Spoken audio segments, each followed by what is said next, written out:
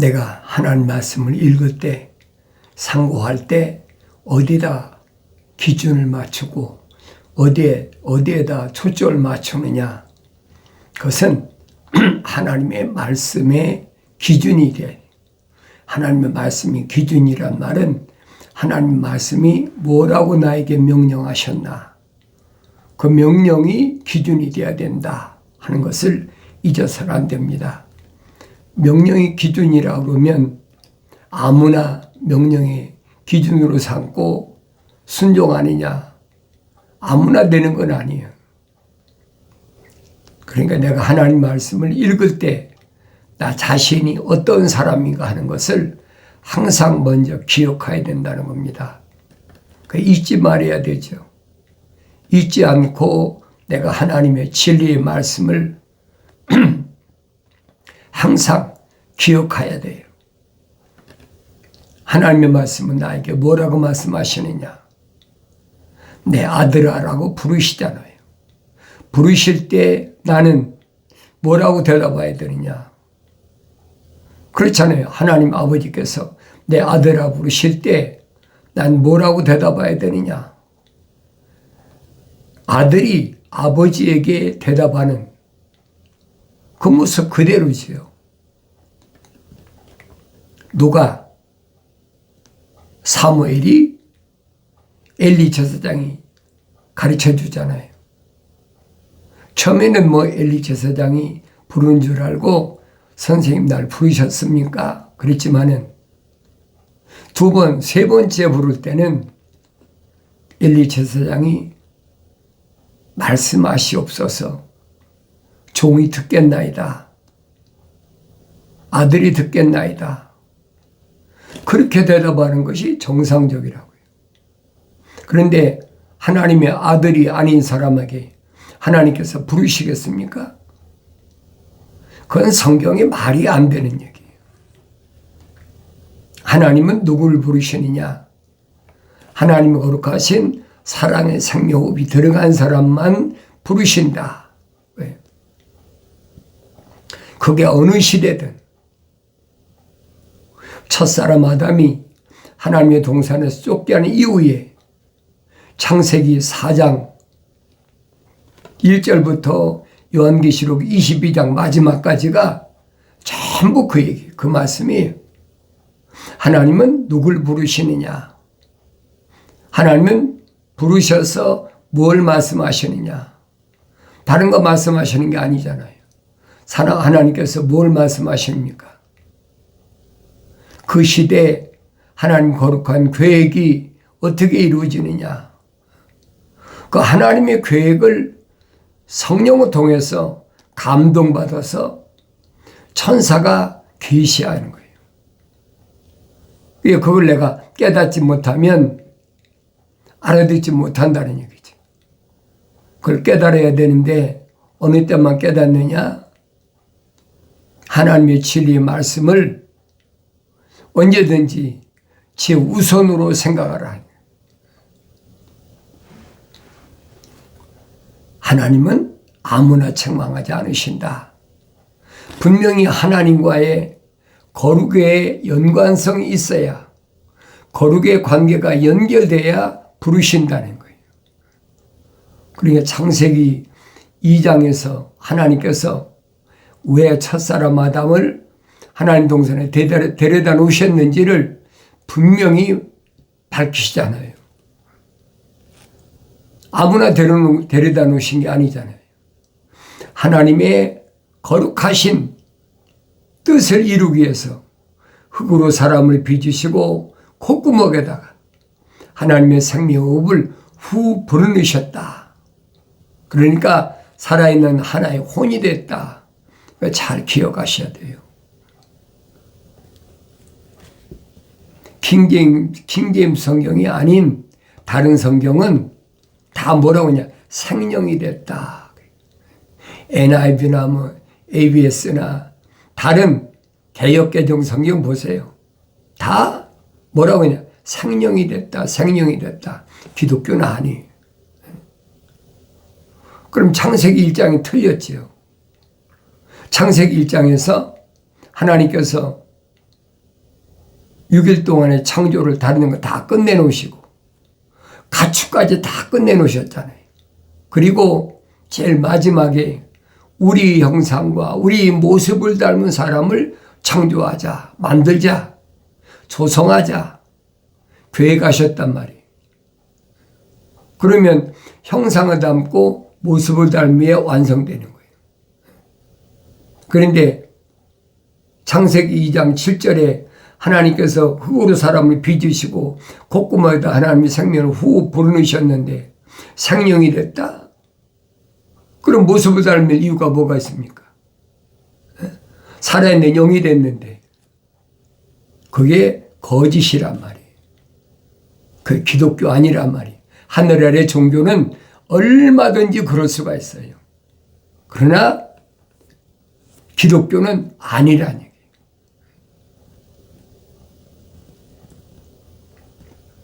생명책에 그 이름이 기록된 사람, 생명호흡이 들어간 사람, 그 사람 중심으로 하나님께서 창조하셨다는 거예요. 우리 형상과 우리 모습을 닮은 사람을 창조하자. 그래서 그렇게 창조된 사람을 만물을 다스리게 하자. 이게 첫째 목적이다. 만물을 다스리게 하자.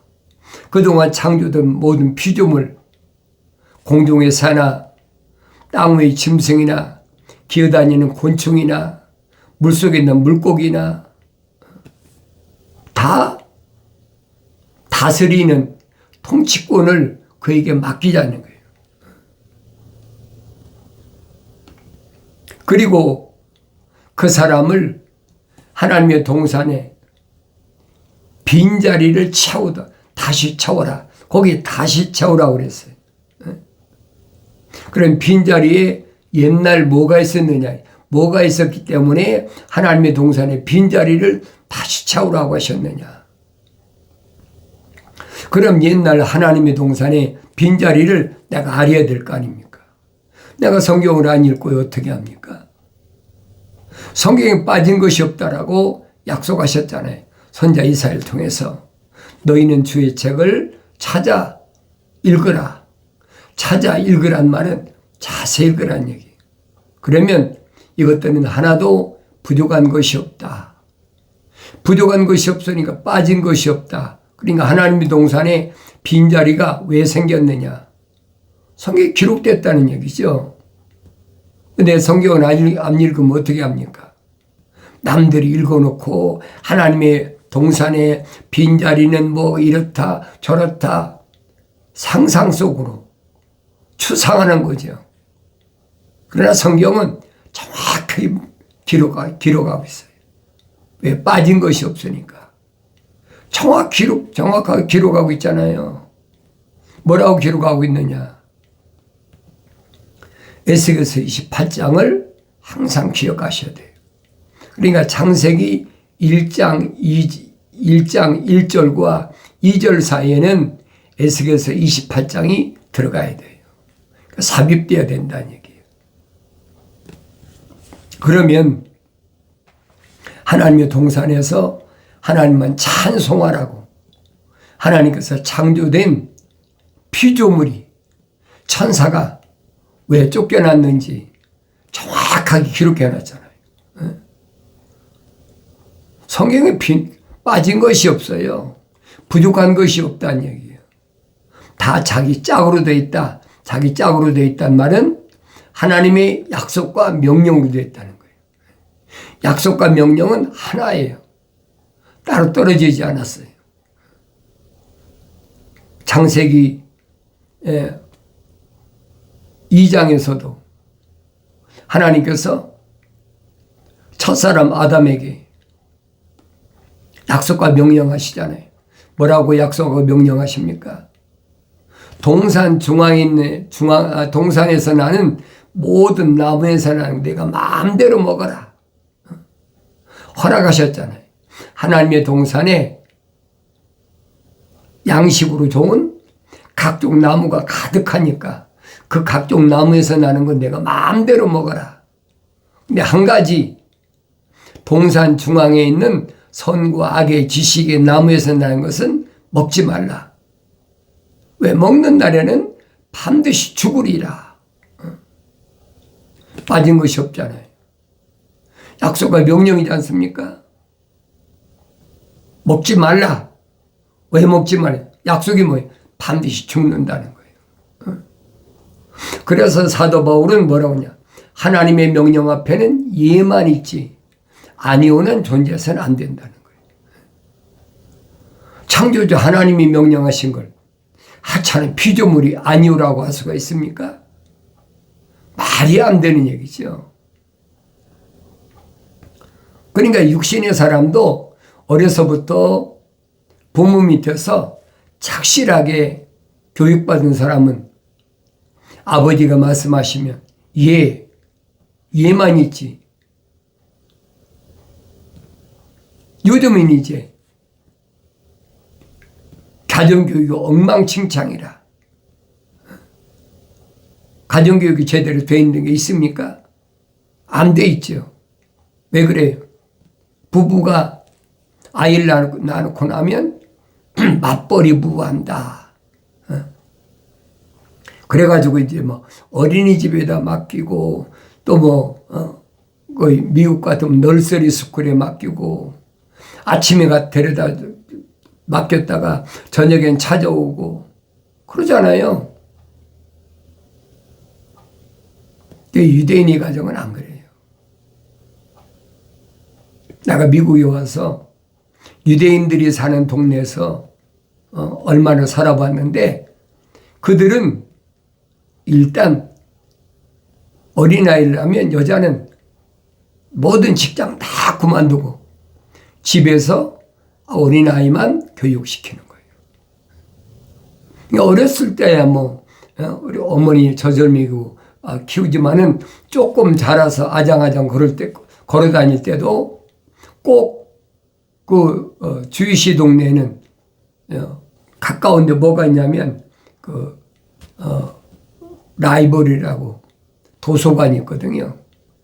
그 도서관에 꼭 데리고 가서 시간 되면 책 읽게 하고 또 시간 되면 데려오고. 이게 어린아이 때 굉장히 많이 신경을 써요. 이게 어린아이 교육이라고요. 우리나라도 대한민국도 옛날에는 어린아이가 젖되면 유모 밑에서 성장하고 그러고 나서는 아주 엄격하게 그런 가정교육을 훈련받잖아요. 아버지 말씀에 어떻게 요즘 뭐 애들이 그러잖아요. 뭐 얘기하면 알았어요. 알았어요라는 말이 어떻게 나옵니까? 어느 때부터 알았어요라는 말이 유행병처럼 애들한테 돼버렸더라고. 알았으니까 입 다물고 가만히 있으라는 거예요. 이제 하고 왔는 건 내가 결정한다는 거예요. 이게 이 교육이 엉망이 돼버린 거예요. 한국 사람들이 미국에 왜 가느냐? 아이들 교육 때문에 간다. 교육시키기 위해서 미국 온다. 그래서 이민 오는 사람이 얼마나 많아요. 미국 교육이 뭐가 좋다고. 하늘 아래서 한국이나 미국이나 뭐가 다른 게 뭐가 있어요. 아무것도 없어요. 어떤 부모 밑에서 어떻게 자라느냐 그게 중요한 거거든요. 시골서 자랐다고 다 바보 천치 됩니까? 아니잖아요. 하늘 아래 육신은 시골서 자라도 다 공부해서 지가 열심히 하면 뭐 판검사 되고 선생도 교수 되고 학박사 다 되잖아요. 중요한 건 어렸을 때 교육이 얼마나 중요하냐. 그래. 유대교에서 가장 중요하게 생각하는 것이 어린이 교육이란 말이에요. 그러니까 출애굽기, 레위기, 민수기, 신명기를 다 읽어보세요. 어린아이를 어렸을 때 어떻게 교육하라고 상세하게 기록되어 있어요. 근데 제멋대로 방치해서 아무렇게나 키워놓고 나중에는 아이 핑계대고. 그거 아니에요, 여러분. 잘 알아야 돼요. 그건 육신적인 것인데 기독교는 육신적인 것이 아니란 말이에요. 육신적인 게 아니라고 그러니까 혼란스럽지. 육신적인 말고 또 뭐가 또 있나? 철학과 과학에서는 육신 안에 있는 혼적인 것이나 영적인 것은 전혀 알 수가 없거든요. 그러니까 이해가 안 되는 거예요. 이해가 되지 않고 육신적인 것에 초점을 맞추는 거죠.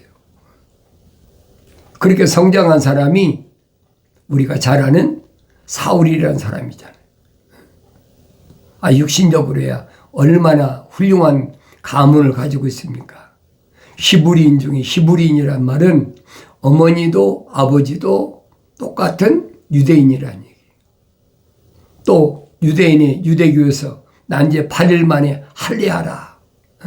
이미 아브라함 때 명령 내려진 거 아닙니까? 그러니까 난 이제 8일 만에 하는 것은 유대인의 아주 전통이야.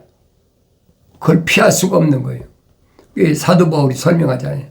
나도 난지 8일 만에 할례했다. 그리고 나서는 가말리엘은 교법사, 오늘날 말하면 교수, 유명한 교법사 밑에서 아주 전통적인 유대인 교육을 받았다는 거예요. 그러니까 사도 바울이 얼마나 장래가 촉망되는 그런 젊은이였느냐. 유대인의 통치자. 요즘 말하면 그런 거 있죠. 각하라고 그래요. 각하. 옛날엔 대통령이나 통치하고 각하라고 그랬어요. 그런데 그때는 로마 시대가 2000년 전에 로마가 통치 시대니까 로마의 아첨에서 왕이 된 사람은 헤롯이잖아요. 헤롯은 에서의 후손이에요. 에돔 사람이란 말이에요. 그래 유대인들은 이 에돔 사람은 아주 무시해버리거든요. 그러니까 유대인들의 마음을 사기 위해서 헤롯이 예루살렘에다가 46년 동안 무너진 성전을 세웠다. 그래서 헤롯공이라는 말이 그 얘기예요. 솔로몬이 세웠던 솔로몬 궁전이 무너졌잖아요. 언제 무너졌어요? 바벨론이 20년 동안 완전히 짓밟아버렸잖아요. 그리고 그들이 돌아올 때 에스라하고 에레미야 잘 읽어보세요. 어떻게 그 사람들이 예루살렘으로 귀환을 했나. 그래서 그들이 어떻게 하나님 성전을 세웠나. 거의 하나님의 아들이 오실 때까지는 한 400년 이상 걸렸는데 그때 그 에서의 후손인 에돔 사람이 헤롯이라는 사람이 로마가 세상을 지배할 때니까 로마 사람들한테 뭐 요즘 말하면 사바사바나 했거나 했던지 뭐 백을 썼던지 했겠지요. 그래서 유대인이 통치 왕이 되어버린 거예요. 그게 헤롯 왕이라는 얘기. 그런데 유대교는 아니잖아요. 유대인들은 헤롯 왕을 별로 그렇게 신뢰하지 않아요. 왜? 정통이 아니거든요. 야곱의 후손이라야 이스라엘이고 유대인인데 이건 에돔인인 헤롯이기 때문에 정통으로 인정을 않는 거예요. 그러나 로마가 세상을 통치할 때니까 로마라는 패권 국가의 수장한테 아첨해가지고 달라붙어서 유대 나라의 통치권을 가지고 있으니까. 그러니까 성경을 잘 읽어보세요. 헤롯이 왜 유대다 베들레헴에서 탄생하신 아기 예수를 죽이려고 했나. 그게 두려운 거예요. 그러니까 이런 내용들을 내가 올바로 잘 공부해야 되는데 이런 내용들을 성경밖에는 자세한 게 없거든요. 근데 이런 내용들을 소위 모세오경이라고 그러죠. 토라. 이런 것들을 하나님 말씀을 변개시킨 거예요. 어디에 맞게? 유대민족에 맞게 요즘 말하면 덧붙였다. 각색했다. 그렇다고 하나님 이름 뺀 것도 아니잖아요. 거기는 하나님의 아들이 오신 걸 부인하는 사람들이. 왜 2000년 전에도 인정을 안 했으니까. 이게 교묘하게 하나님의 이름 팔아가지고 어렸을 때 가르치잖아요. 그렇게 어렸을 때 가르치는 그 교육 과정을 소위 미시나이라 그래. 미시나이. 하나님 이름 안 파나요? 팔지요. 그러나 예수 이름은 안 팔아요. 그러니까 그 사람들이 교육시키는 미시나이를 공부하고 그리고 사천기가 들었으면 탈무드를 또 공부시키잖아요. 하나님 우리 아버지시다. 우리는 선민이다. 유대인들의 그 탈무드 여러분 경전이라고 그러잖아요. 유명한 바리새인 선생들이 쓴 글. 그 사람들은 예수 안 믿는다고요. 근데 요즘이니까 예수하다. 그러니까 하나님 말씀을 전면적으로 올바로 깨달으면 좋은데 그게 어렸을 때부터 올바로 교육된 사람이에요.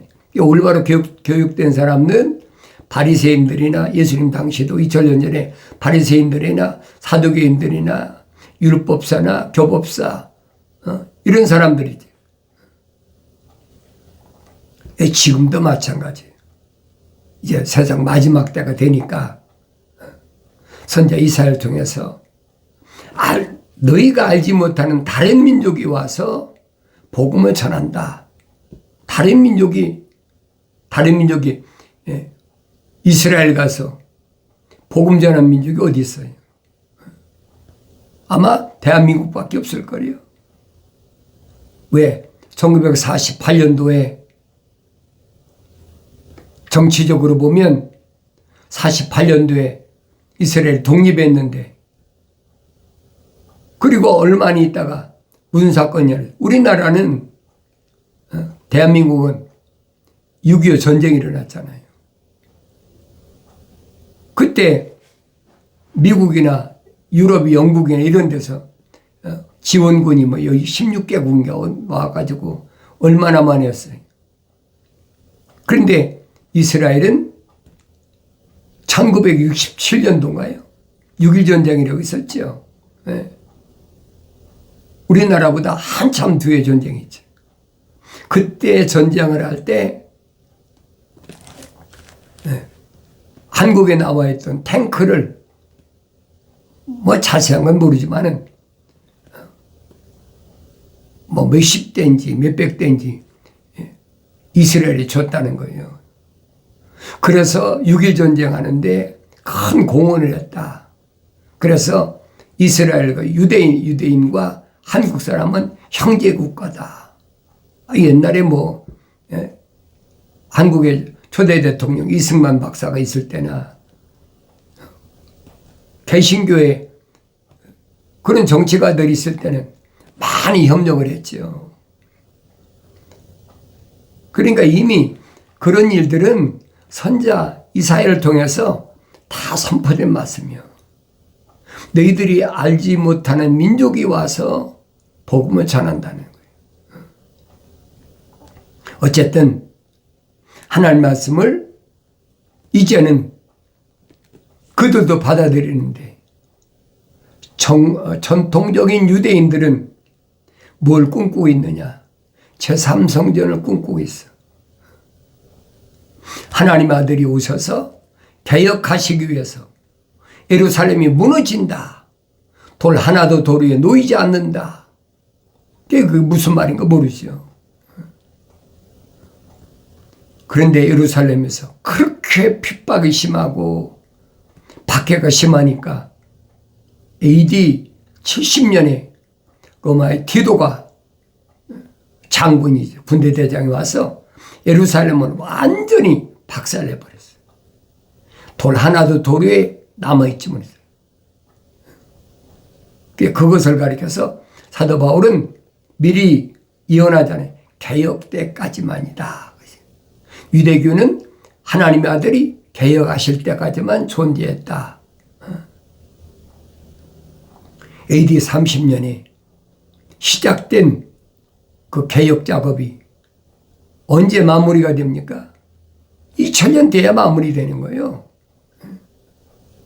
AD 70년에 완전히 유대교는 무너져 버리고 다시는 회복 불능이 될 시대가 되어버렸잖아요. 세계 각지로 다 흩어져 가지고 이제는 나라 없는 민족이다. 그래서 성경은 무화과 나무다.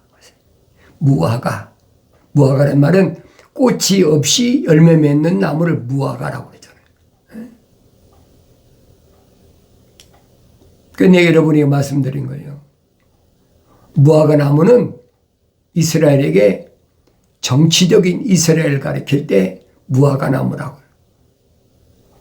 그 다음에 올리브는 뭐냐? 하나님의 성지 예루살렘 건너편의 산이 올리브산이에요. 개혁성경은 그 산을 감람산이라, 그게 올리브산이란 말이에요. 그게 원명이에요. 올리브 나무는 뭘 가리냐? 종교적 이스라엘, 유대교를 가리킨 거란 말이에요. 요한계시록 가면 두 올리브 나무, 두 촛대가 나오잖아요. 유대교를 개혁했으니까 유대인들이 예수 믿는 그 사람들을 위해서 마지막 때는 두 올리브 나무가 사역을 한다는 얘기예요. 굵은 베옷을 입고 증인 노릇하는 거지. 그리고 마지막이 뭐냐? 포도나무다. 포도나무는 영적 이스라엘. 야곱이 이스라엘이 됐잖아요. 그걸 포도나무로 가르친 거예요. 하나님의 아들이 오셔서 뭐랍니까? 나는 참 포도나무다. 포도나무 의미를 잘 아셔야 돼요. 그건 영적 이스라엘을 가리킨 거예요. 사도 바울은 설명하잖아요. 참 포도나무에 들포도에다 참 포도를 접붙였다 그러잖아요. 접붙였다. 이게 참 포도나무다.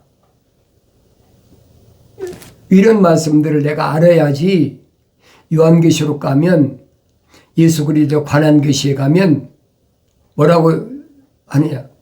포도즙 틀에다 포도를 집어넣고 즙 틀에다 짜니까 매 스타디온이 차더라. 말굽이 차더라. 이런 말을 깨닫는 거예요. 이게 무슨 말이냐? 순교자의 피가 찰 때까지 기다리라는 거예요.